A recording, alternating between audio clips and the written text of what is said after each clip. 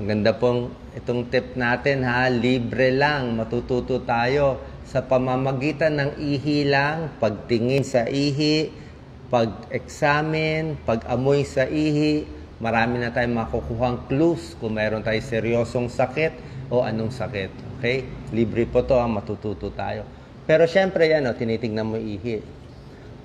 Okay? Pero kung magpapa-urinalysis tayo, maganda rin. 50 pesos lang ang urinalysis, may 100 pesos.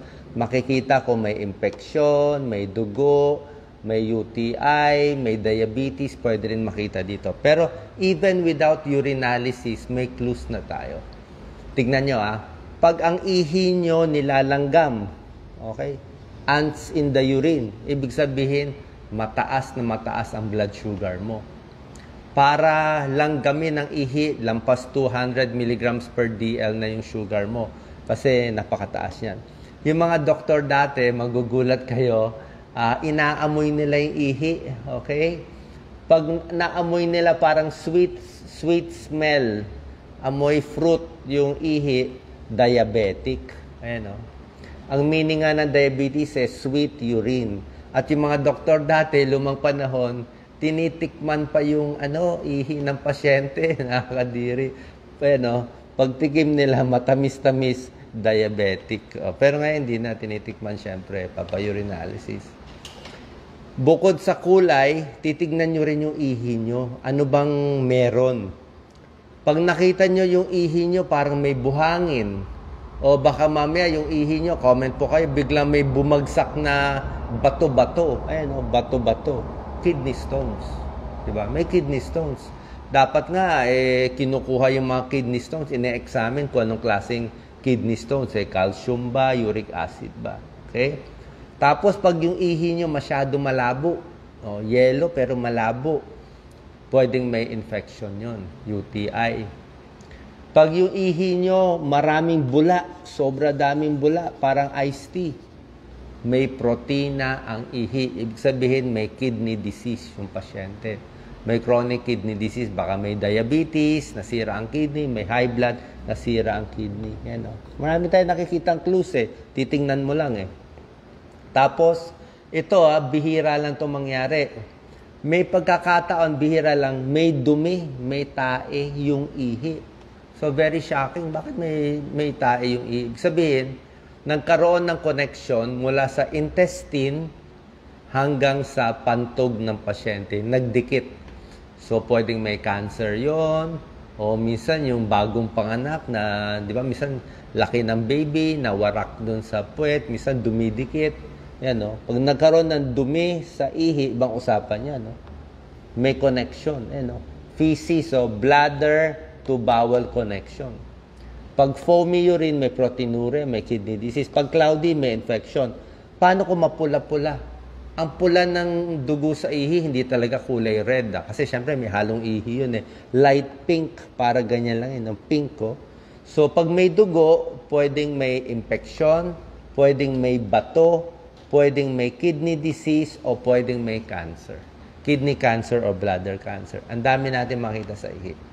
Bukod sa makikita mo, syempre, kulay pa lang, marami ka nang makikita. Okay? Pag malakas kayo uminom ng tubig, dapat dito tayo, light colored, light yellow. Diba?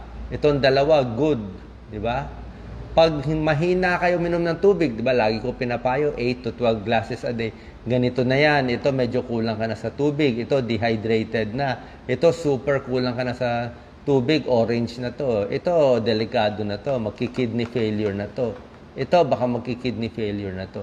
So, gusto natin nandito yung kulay. Kaya nga ako, pag gumising ako, minsan, nakita ko yung ihi ko, medyo dark colored na. Ay, numagad ako sa basong tubig.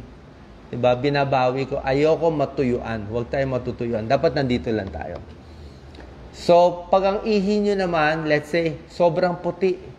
Okay? Pag sobrang puti, ibig sabihin, baka nasobrahan naman kayo ng tubig. Ang recommended ko, 8 to 12 glasses. Maximum, siguro, sa healthy na tao, 4 liters, pinakamarami. O 16 glasses in a day. Unless talagang nakabilad ka sa araw, construction worker, mga ganun. 4 liters, 16 glasses, sobra-sobra na yon. Pero hanggang mga 3 liters, 12 glasses, pwede na yun sa'yo. Kaya pag sobra naman daming tubig, masama din. Lampas 16 glasses, 4 liters in a day, pwedeng mag-hyponatremia, pwede rin mag-convulsion. Lahat ng bagay hindi maganda. Pag sobra, hindi maganda. Pag kulang. So, tama-tama. So, pag sobrang puti, hindi konting bawas ng tubig hanggang dito, okay. Paano naman, bukod sa madilaw ang ihi, may possibility na hindi lang dehydrated. Paano kung malabo-labo? Parang malabo siya, nakita mo. Parang malapot na malabo. Diba? Tapos, medyo masangsang ang amoy. Diba? Alam mo yung amoy na may masangsang eh. So, medyo foul smelling na malabo, malamang may UTI. Papa-urinalysis tayo, may urinary tract infection. Tapos, syempre, bukod sa labo ng ihi, baka konti yung ihi, masakit habang lumalabas yung ihi, parang binabalisaw-saw. Pwede pa nga masakit sa likod eh.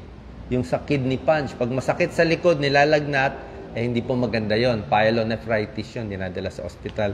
Sabihin yung infection sa pantog, umakyat na sa kidneys eh. Kaya dapat nga 8 to 12 glasses of water para malabas yung bacteria. Pag ganito ihi nyo, inuman nyo na ng tubig. Simple lang yan.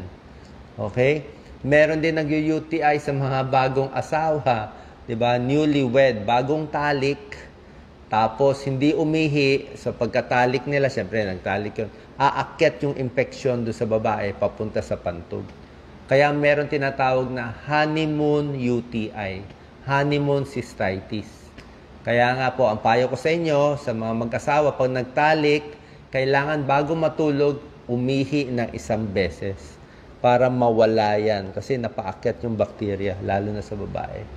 Okay? Yan ang clues natin, ha? Depende sa kulay. Dapat dito lang. Pag nandito na, inuman nyo agad ng tubig. Ang payo ko tubig, ha? Hindi juice, hindi soft drinks, hindi iced tea, hindi energy drinks. Gusto ko tubig lang. Mas safe kayo. Paano naman kung may dugo ang ihi? Yan, may dugo. Pag may dugo, hindi naman red makikita nyo, eh. Usually, pinkish yan, eh. Dati nagka-kidney stones ako. Parang medyo pink lang. Light pink. Or minsan, di nyo mapapansin, kailangan urinalysis. Makikita sa microscope, may red blood cell. Diba? Pero pag ganito, yan. Pero bukod sa light pink, may sintomas yan pag kidney stones eh. Pag kidney stones, nagkakos ng dugo sa ihi, masakit yan talaga. Sa singit, sobra sakit. Sobra sakit yan. Para kang matatae na wala namang lumalabas. Punta na sa CR, kala mo dudumi ka na, iri ka na iri, walang lumalabas. Pero ang sakit-sakit, yung pala naipit yung kidney stones. So pag may dugo, ito mas maraming dugo, pinakamaraming dugo, pwedeng kidney stones, pwedeng bladder stones, sa ureter, sa bladder, pwedeng UTI, pwedeng cancer sa pantog, cancer sa kidney, pwedeng cancer sa prostate, okay? Pwedeng sobrang exercise, siguro nagboxing, nagbugbugan ng 12 rounds, minsan dumudugo din yan, nagiging brown. Merong mga viral infection, at minsan naman, nagkakamali. May time nga sa isang charity, may pasyente, meron kaming free urinalysis nun eh. Ang sinabit niya, ganito ba man? Sinabit ng babae. Sabi ko, imposible yan, ulitin natin. So, hindi siya marunong. Ang sinalo niya, regla. Kala niya ihi, regla. Diba? So, pag magpapa-urinalysis, dapat nga hugasan mo na yung puwerta. Yung unang labas ng ihi, hindi siya kasama sa urinalysis. Yung ihi mo, palabasin mo muna konti. Pag nakaihi ka na konti, bago mo isasalo dito sa lalagyan. Yung gitna ng ihi ang kukunin mo. Kasi yung unang labas, marami pang mga balat-balat yun eh. Mga epithelial cells, siyempre yung balat nun sa ari ng lalaki and babae na doon. So, hindi maganda. Yung gitna, midstream urine. So, baka regla nakuha nyo. Mali. Okay? Ito pa, kung bagong talik yung lalaki, pwedeng may semilia din makita. Kasi isa lang ang daanan eh. Isa lang ang daanan doon ng semilia at ihi ng lalaki. Merong ihi, very rare, blue o green. Bihirang-bihira yan. Kung blue or green, meron po kayo nakain na food coloring na kulay blue, kung ano man yun. O kulay green, baka may juice kayo na inom na kulay green o prutas na whatever. Meron din minsan yung ihi na pula, pero may nakain na siya mapulang-pulang may pigment. Diba? O, pag meron ka nakain yung mga food coloring, na mamali lang naman. Pag brown ang ihi, pwedeng very dehydrated, ito hindi to maganda, pwedeng may gamot, may liver disease, o sobrang exercise. Yung sinasabi ko, na bugbog kaya ito po. Hindi po ito maganda, delikado po ito. Papunta to sa kidney failure, kaya uminom ng maraming tubig. Yung mga hazing, yung binubugbog, yung pinapalo yung muscle, nasisira yung muscle, binubugbog, pinapalo, tapos magbabara yan sa kidneys, magki-kidney failure, ito mangyayari, delikado. Kailangan inuman ng maraming tubig. Pag hindi nakuha, for dialysis ang pasyente. Pag orange ang ihi, pwedeng dehydrated or baka uminom siya ng gamot sa TB, sa tuberculosis, di ba? Yung rifampicin, nakaka-orange ng ihi, ng luha, nagiging orange. Pero hindi naman delikado yan. So, ito yung mga possibilities. Okay?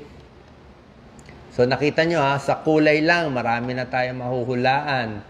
Diba? Kung ano lumalabas, may bato ba, may dugo ba. Isa pa, kung mabula. Dapat ang ihi natin, pagka-ihi nyo, may bula naman yan normally. Pero after 5 minutes, dapat unti-unti mawawala yung bula. Pag yung bula ayaw mawala, 10 minutes na mabula pa rin ihi mo, papaurinalysis tayo. Pwedeng may protina sa ihi, dapat po walang protina, ibig sabihin may kidney disease. Okay? Pag may kidney disease, magayong mo ka, nagmamanas, nahihingal, masakit sa pag-ihi. Pwede rin yung amoy. Okay? May clue din yung amoy ng ihi. Kung parang prutas na sweet smell, diabetes. Ito inaamoy ng doktor. Pag mabaho talaga yung ihi, alam niyo yung mabahong ihi, may UTI yun o dehydrated ka. Okay? Kung kulang sa inom ng tubig, parang ammonia. Parang pumunta ka sa public CR ng mga lalaki. Di ba yung 2 araw nandun lahat ng ihi, naghalo-halo, ammonia yun, yung baho-baho. Di ba? Okay?